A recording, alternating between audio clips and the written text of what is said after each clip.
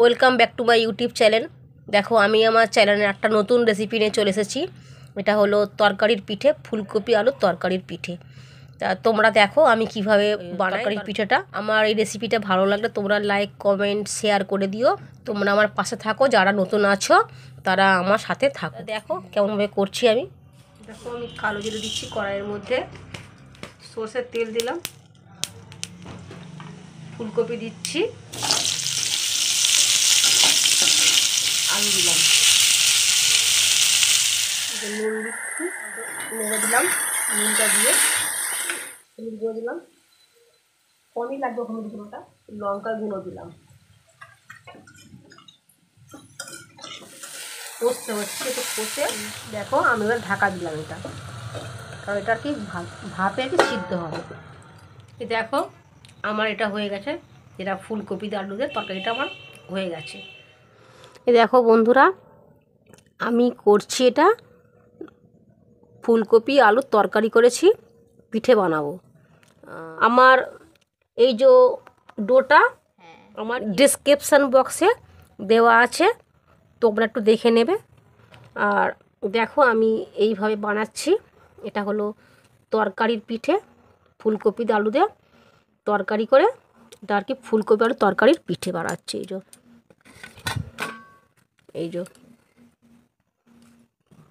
আর একবার যে বানিয়েছিলাম ওটা হলো নারকেল পিঠে, এটা হলো তরকারির পিঠে, ফুলকপি আলু দিয়ে তরকারি করে তরকারির পিঠে হচ্ছে।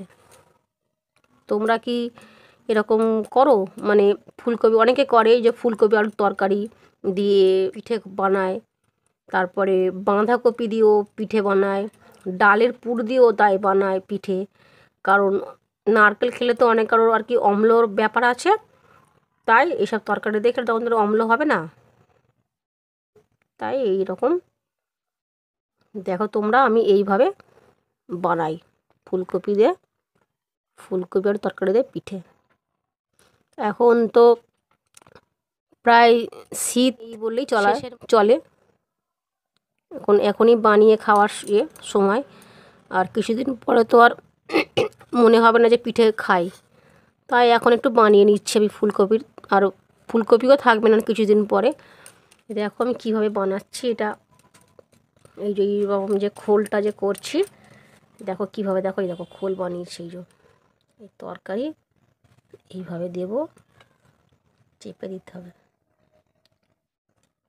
আমি তো এইভাবে শেপ দিই, অনেকে অনেক রকমভাবে শেপ দেয়, আমি এইভাবে শেপটা দিই। দেখো আমার তো বেশ দেখতে ভালোই লাগছে।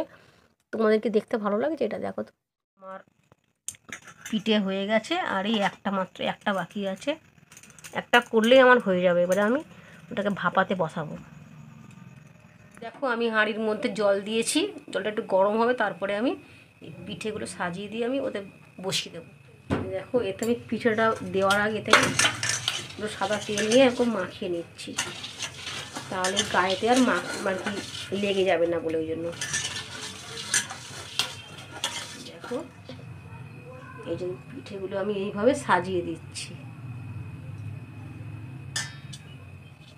দেখো আমার সাজিয়ে দেওয়া হয়ে গিয়েছে, এবারে আমি এতে বসিয়ে দিলাম এইভাবে।